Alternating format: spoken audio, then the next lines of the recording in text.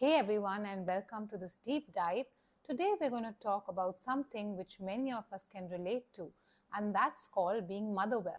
Recently, I read a book by Beth Berry called Motherwhelmed, and I could so relate to it.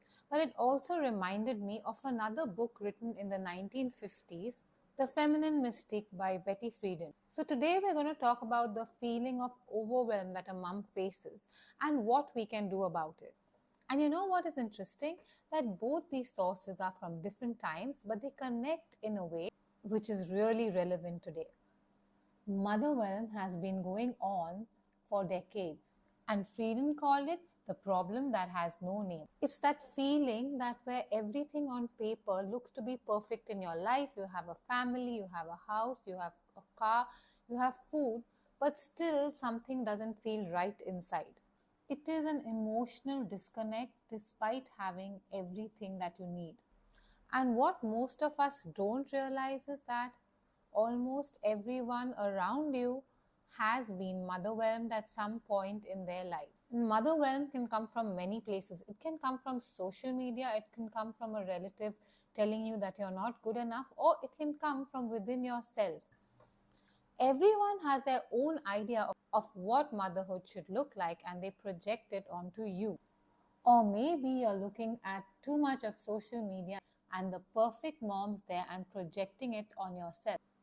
And that judgment may make you feel that you're constantly doing something wrong or that you're not enough. And being motherwhelmed is what also leads to mom guilt. There are many reasons that you could feel guilty as a mom. One reason could be not spending enough time with your child. Another reason could be going to office. And a third reason could be not being able to give your child a healthy meal every day. It's like we're told what a good mother should be doing, but then we're not given the resources to actually do it. Beth Berry rightly said that in the old days it took a village to raise one child, but in today's day we are more isolated and we're doing it all on our own. And we've lost that sense of community and support that used to go into raising kids. And some women believe that we have traded one problem for another.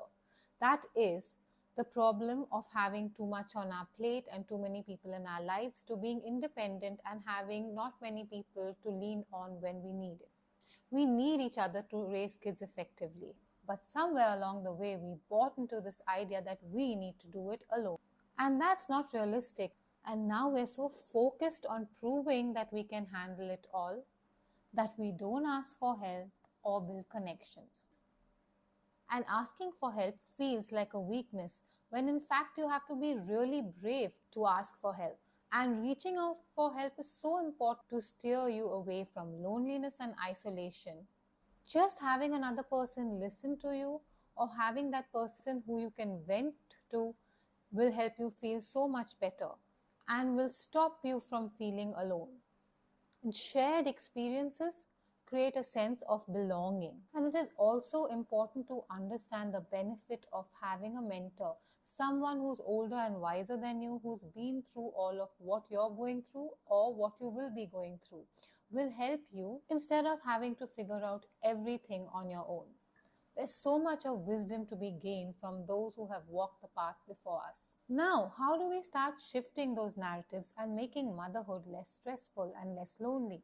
No, it's not only the physical tasks that drain you, but it's also the mental and emotional things that you're going through, where you feel that you're mentally at an overdrive with so many things that you have to think of and do for your entire family. So let's stop isolating ourselves from the community and start reaching out to other people for help and also helping them in return. Instead of shuttling your kids back and forth to appointments on your own, why don't you opt to carpool with another parent? Instead of rushing from one thing to the next without having time to even catch your breath. And the next point is to stop endlessly scrolling on social media and comparing yourself to this perfectly curated experience of motherhood that you see on social media, which many times, in fact most of the times, are not even real. And it makes you feel that you're not good enough or that you're not giving your best when in fact you are.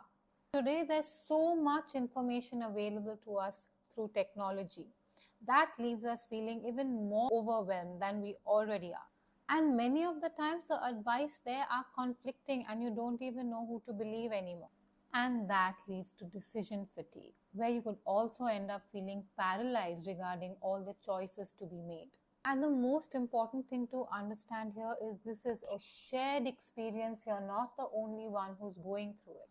Other mothers are going through the exact same thing too. Just knowing that may not make you feel better. So here's what we can do. Listen to the stories that you are telling yourself about yourself. For example, my house needs to be spotlessly clean every time.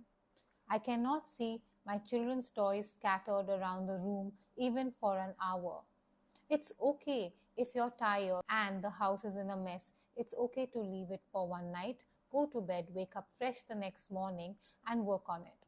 Then, cooking organic, friendly meals for your children all the time and being an Instagram mom where you can upload your food on Instagram and people go, wow, but is that realistic? And does it take a toll on you or not? Don't set impossible standards for yourself which no one can live up to. And also ask yourself, is this based on external validation? And are you looking for external validation? Create your own version of motherhood instead of living someone else's expected version of motherhood. So now, what should we do and how do we overcome this overwhelm and burden that we feel? Find things that light you up. What gives you energy? What sparks interest within you? Even if it means letting go of some of those shoulds. I should clean the house right now. When we neglect our inner spark, when we try pouring from an empty cup, which at times we do, not only are you doing yourself a disservice, but you're also modeling unhealthy behavior to your children. It is so important to teach our children and show them that taking care of themselves are important too. Pursuing what ignites them and their passions are important too. It's about breaking those cycles of self-sacrifice and showing our kids that self-care isn't selfish, but is essential. We also need to remember that although being a mother is very important to us, that we are also individuals with our own unique wants and interests. It's about creating a motherhood journey for ourselves which feel aligned with our values. Also remembering that we are not just mothers, we're women, we're individuals with our own interests and likes. And when we embrace the uniqueness and wholeness of who we are, we also model to our children what it looks like to lead a wholehearted, authentic life. Thinking back to the idea of the problem that has no name, maybe the solution is giving it a name. It starts with acknowledging the feeling of discontentment and saying, hey, this is real, it's valid, but it's okay, and I'm not going through this alone. And then finding solutions to get over that feeling that you're going through. It's about letting go of the pressure of being perfect and embracing the messiness of this wonderful experience called motherhood. We've just scratched the surface and there's so much to be discovered about motherhood. So keep sharing your stories, reach out to me and stay connected.